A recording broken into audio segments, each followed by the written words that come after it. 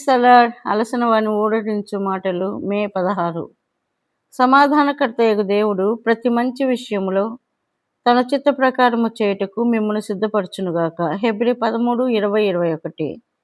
ఈ వాక్యమును 7 భాగములుగా విభాగించిన ఎడల దేవుని చిత్తము యొక్క 7 రుజువులు దృఢపరచబడును.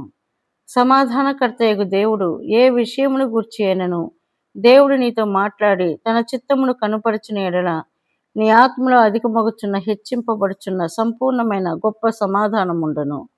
ఉదయకాలము తాజాగా స్పష్టముగా ఉండును. కనుక ఉదయకాలపు మౌన ధ్యాన సమయము ప్రార్థనకు శ్రేష్టమైన సమయము. ప్రభువా, ఇప్పుడు నేను నా చిత్తమునకు స్వయమునకు మరణించుటకు సిద్ధపడి ఉన్నాను. నన్ను నేను నీ చిత్తమునకు అప్పగించుకొనుచున్నాను. నీ చిత్తమును కనుపరచుము. నేను నీకు విధేయత చూపుదును. సంతోషముగా నీ చిత్తమును చేసేదను. ఆ తరువాత దైవికమైన సమాధానము నీవు పొందు వరకు వేచియుండి ఆయన వాక్యమును చదువుము. 2. మరణము నుండి తిరిగి లేచినవాడు. ఇది ఆయన పునరుద్ధాన శక్తి. నీవు దేవుని చిత్తములోనున్న ఎడల దేవుని శక్తి నీలో నీ ద్వారా సమృద్ధిగా సంపూర్ణముగా బయలుపరచబడవలెను. నా జీవితంలో నీ శక్తిని తక్కువ చేయు ప్రణాళికను నేను చేయకుండా నన్ను భద్రపరచుము అని నీవు విశ్వాసముతో ప్రార్థించవలెను. 3. మన ప్రభువైన యేసుక్రీస్తు ఆయన ప్రభుత్వమును మనం అంగీకరించవలెను. నీవు దేవుని చిత్తములోనున్న ఎడల ఆయన నీ అవసరములన్నీ తీర్చును. ఫిలిప్పి 4:19. ఆయన ప్రభుత్వం క్రిందకు రమ్ము. ఆయన నీ ప్రతి దుఃఖమును నీ ఆందోళన తొలగించును. 4. ఆ గొర్రెల గొప్ప కాపరి. బైబిల్ ఒక పచ్చిక బయలు.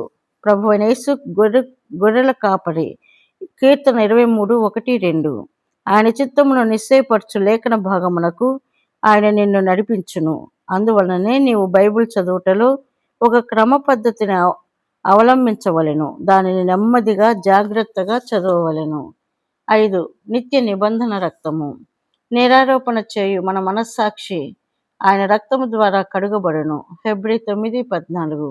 నీవు దేవుని చిత్తములో ఉన్నప్పుడు ఆయన ప్రతి అయోగ్యమైన ఉద్దేశము నుండి నిన్ను కడుగును.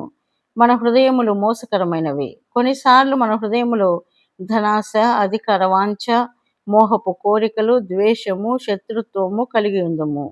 ఆయన చిత్తము చేయుటకు ప్రతి అపవిత్రపరచు దాని నుండి ఆయన రక్తము ద్వారా నీవు విడిపింపబడవలెను. విశ్వాసము ద్వారా ప్రభువా, నీ స్వభావమునకు నీ ప్రవర్తనకు విరోధమైన ప్రతి అయోగ్యమైన అనారోగ్యకరమైన తలంపులను నా హృదయములో నుండి తొలగించుము అని చెప్పవలెను. 6. ప్రతి మంచి విషయములో తన చిత్త ప్రకారము చేయుట. సంపూర్ణముగా దేవుని చిత్తము వలన నడిపించబడవలెను. ఒక విషయములో మాత్రమే కాదు, అన్ని విషయములలో ప్రతి అంశములో ఆయన స్వాధీనములో ఉండవలెను. దేవుని చిత్తము స్పష్టంగా తెలియకుండా ఒక్క అడుగైనను వేయవద్దు. అది అన్ని సద్విషయములలో నిన్ను సంపూర్ణునిగా చేసి ఆయన దృష్టికి అంగీకారమైన దానిని ఆయన నీలో చేయును. 7. యేసుక్రీస్తుకు యుగ యుగములకు మహిమ కలుగునుగాక. దేవుని చిత్తము యొక్క 7వ రుజువు. ఏ విషయములోనైతే మనము దేవుని చిత్తమును కనుగొందుమో దాని యందు ఆయన నామము అత్యధికముగా గొప్ప చేయబడవలెను. ఈ విషయములో నీ నామము గొప్ప చేయబడవలెనని నేను కోరుచున్నాను అని నీవు హృదయము నుండి చెప్పగలవా? అనుదినము నీవు ఈ 7 పరీక్షలను అన్వయించుకొనుటకు నేర్చుకుని ఉండవలెను. అప్పుడు నీ చెవి చాలా సున్నితమైనదగును. ఇదే త్రోవ, దీనిలో నడువుము, కుడికి గాని ఎడమకు గాని వెళ్ళకుము అని అనుదినము దేవుని స్వరము వినుట అద్భుతకరమైన అనుభవము. ప్రతి శ్రమానుభవములో, ప్రతి పరీక్షలో విజయోత్సాహముతో దేవుని హస్తము నీ హస్తమును పట్టుకుని నడిపించుటను నీవు గ్రహించగలవు.